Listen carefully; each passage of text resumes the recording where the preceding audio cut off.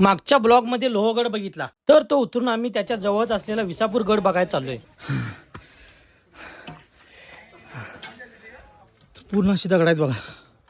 तर हे दगड चढून वरती जायचं आहे. विसापूर गडावर पोहोचलोय. हे सगळेजण धापा टाकत बसला तिथं माझ्या सकट. तिथं थोडा आराम करून आम्ही गड बघायला निघालो. वर्ण यो कसला कातळ कडा दिसतोय बघा. आता इथनं असं आपण इकडे जायचं. गडावरच्या या पाण्याचा स्वाद तुम्हाला महागड्या बिस्लरीत पण मिळणार नाही.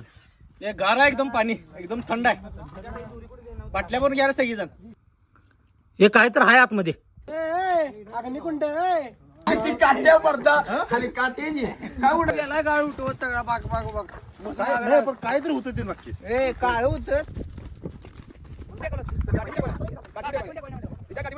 मोठी तोप ठेवली जायची. मग तोप कुणीकडच्या दिशेला करायचा की नाही त्या तिथे हे चाक असायचं. ते चाक असं फिरायचं ह्याच्यातनं. मग तोप त्या दिशेला फिरायची.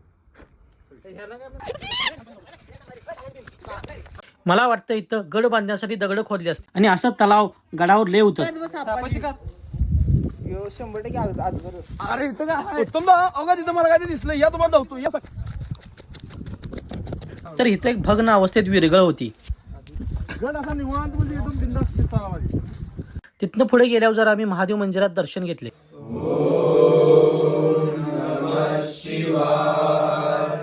इथनं आम्ही हनुमान मंदिराच्या दिशेने निघालो. तर ह्या बघा पायऱ्या पूर्ण दगडात कोरल्यात. तिथं बजरंगबलीचे दर्शन घेतले आणि साईडला एक गुफा पण बघितली.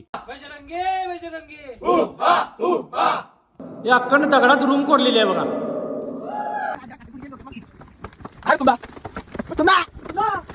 तिथनं जवळच एक वाड्याचे अवशेष दिसले. तो जीर्ण आणि पडझड झाला होता सगळा.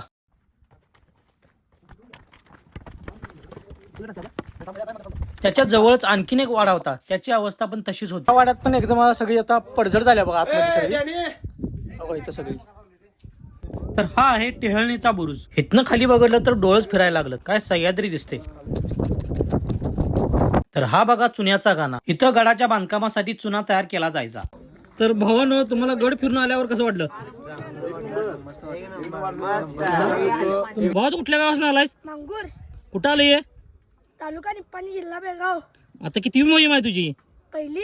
तिथं जरा विश्रांती घेऊन आम्ही गड उतरायला सुरुवात केली. जाताना बघितलं की बाप आपल्या मुलाला खांद्यावर घेऊन गड चढत होता. रात्री 11 वाजता आमच्या मोहिमेची सुरुवात झाली. आमचा मुक्काम हा एकविरा आईच्या पायथ्याला होता. इथनं आम्हाला अजून 8 किलोमीटर चालत जायचे होते. दुसऱ्या दिवशी आम्ही काय केलं हे तुम्हाला पुढच्या ब्लॉग मध्ये बघायला मिळेल.